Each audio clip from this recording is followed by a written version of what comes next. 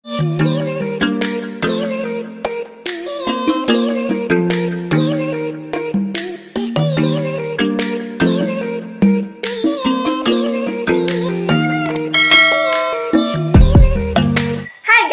back to my YouTube channel. So, for today's videos, gagawa tayo ng tutorial. Yan, gagawin natin box braid tutorial. So, usong-uso siya ngayon. Yun din laman ng Facebook ko, pero face up na siya ngayon. Gagawin natin yung box braid tutorial. So, yun yung may keme-keme dyan sa buhok. Yan. So, meron akong yarn dito imbes na hair extension kasi, di ba, yung ginagamit nila is yung hair extension. I have two colors here, the light violet and the dark violet. Yan. So, gagawin natin is pagsasamahin natin siya sa yung dalawang string, pagsasamahin natin siya. Then, ano natin sa buhok ko? So, ngayon is magle-layer tayo ng buhok and I'll be back. So, without further ado, let's get started. Yan. So, sinesection ko na siya. Yan. So, nag-try na ako kanina yan. Hindi kasi ako maalam ko paano ko siya ditilintas. Yan. So, trinay ko na. So, first layer, row layer. So, first section dito, sa pinakababa. Ito, pinakasisimulan natin. So, yan. So, itatali natin ito dahil wala akong clip. Tago sa video. Yan. So, kuha tayo ng pang puyod. Yan.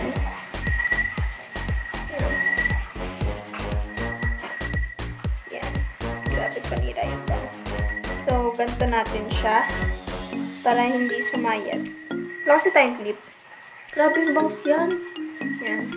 So, I have one here. It's already done. Wow, English. Yan yung tirintas ko. So, ang gagawin natin is itong yarn. Isusukat mo siya sa buhok mo. So, ganito. Gano'n siya kaba? Try natin dito sa isa. Sukat natin dito.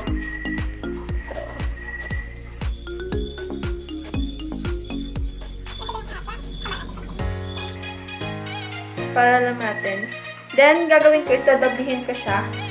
Then, kailangan nyo ng scissor. Then, puro din. Yan. Kailangan nyo ng scissor. Cut nyo siya. Yan. Ganito siya kahaba. Kasi, ang gagawin ko, may pasobrang ganyan, no? Sa dulo. Para maganda.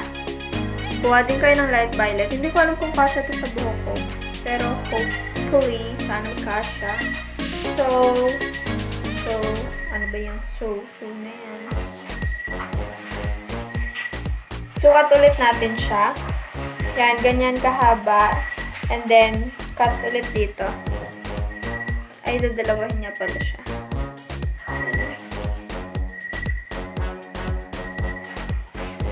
Grabe matrabaho to. Grabe naman makalapit na pangat yung sis. Ayan. So, ang gagawin ko dito, dun sa nakita ko is, ito. Yan, dalawang string.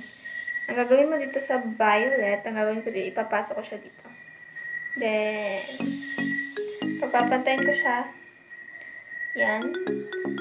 So, para maging tatlong section siya, di ba kasi, di ba pag nagtitilintasin natin siya sa tatlong section. Yan, gagawin mo. Ito. Ganito. So, yan yun. Nakaano lang siya, nakasabit. Yan.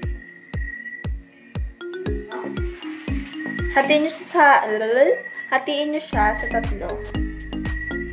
Ganyan. So, ganito. So, gagawin ko, papasok ko na siya sa kamay ko para hindi mahirap. Yan. So, gagawin ko dyan ang tatlo.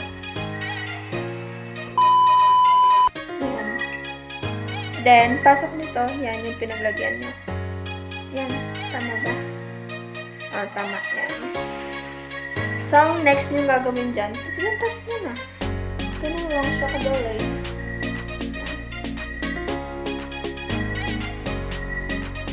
Hindi makuha yung string.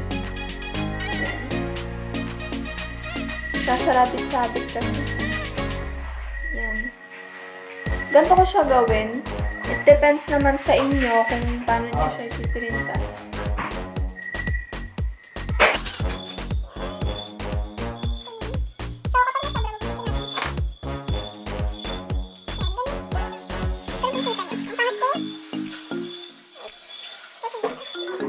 Yan, ganyan siya. Wait. Para kita, kasi kapag kailangan talaga 3 section.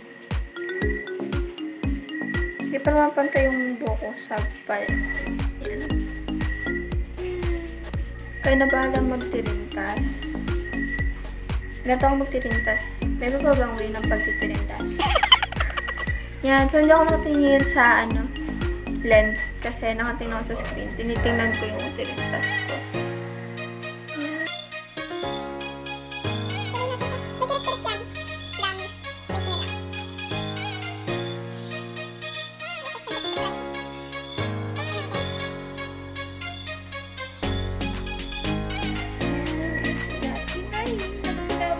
Pag nasa dulo niya, huwag yung bibitawan na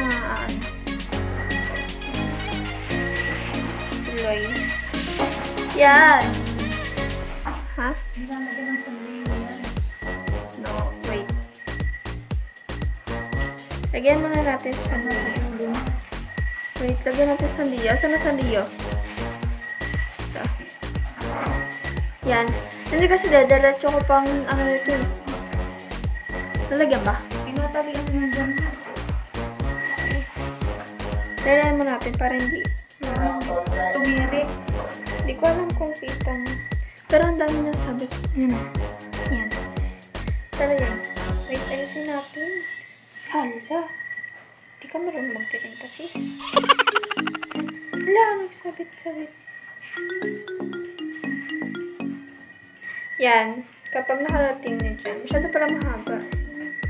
So, Sanrio. Then, tali ulit na. Sobra ka good. Mahirap siya. Siguro, tagal na ito bago pa ma. Ta. Yan! Mali! Wait lang basta I'll be back na lang sa inyo. Yan! Dalawa na siya. Yan! Basta I'll be back na lang. Yan! Hindi ko pa wait yan. Yan! Yan! Ang gagawin natin, puputulin natin siya. Ang dami nasasayang. Bali, ang gagawin natin, i-ano na natin. Isusukat na para walang sayang. Yan! Pagpantay niyo siya.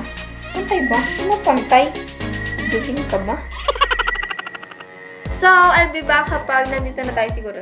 Yan, dyan. So, see ya!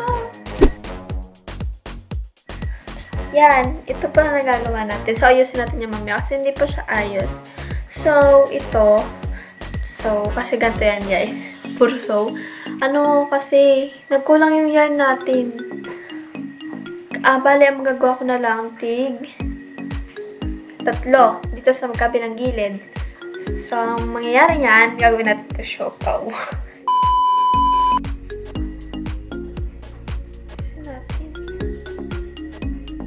Oops.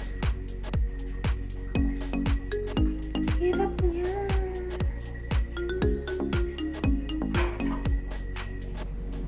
Diba sarap-sarap na? Okay, again.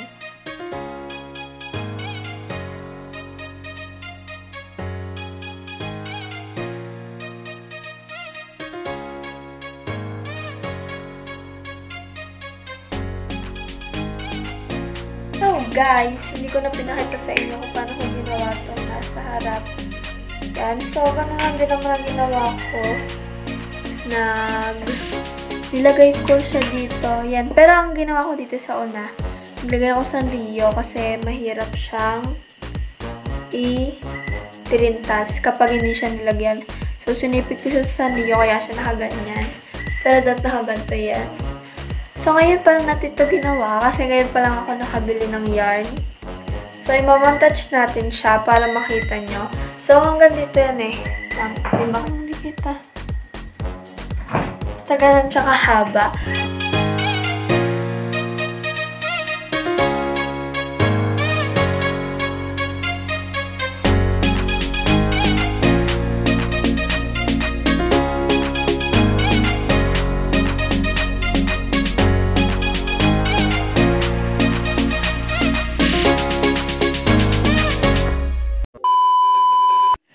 guys, ito na yung ginawa kong box braid. So, ilang oras ba ako bago ito magawa? Sa ikli ng buhok ko, siguro mga 3 hours or 2 to 3 hours ko siyang nagawa kasi ang hirap niya talaga. So, kaya nga sabi ko, kinulang pa ako sa yarn. So, hindi ko na siya natirintas. Ay, natirintas ko siya pero wala nang yarn. Wala na siyang kulay. So, hindi ko ito tatanggalin hanggang bukas kasi sayang naman kung tatanggalin ko na siya ngayon. So, papatagalin ko na lang siya dito para naman, wala lang. Ang ganda niya din kasi. Pictorial ba? Yan. So, guys, sana nagustuhan nyo ang tutorial na to. Talagang sobrang hirap niyang gawin. So, akala ko kasi madali lang. Kaya nagsubok ako, pero at least nabukan natin. Tingin ko, dito na nagtatapos ang video natin. Hindi ko na masyadong hinabaan kasi baka mag-boring kayo. Pinakita ko na lang sa inyo kung paano ko siya tinirintas. And ito yung final product. So, na-montage ko na din siya. Kung hindi ka pa nakaka-subscribe, huwag mong kakalimutan pinutin na subscribe button, pati na rin ang notification bell para lagi kang ma-notify kapag nag-upload ako ng panibagong video. Kung gusto mo pang gumawa ka ng maraming tutorial, just comment down below and promise gagawin ko yan. Sana may natutunan kayo sa video na to kasi sobrang hirap niya talaga gawin. At sana magawa niyo din. Thank you for watching. See you on my next video.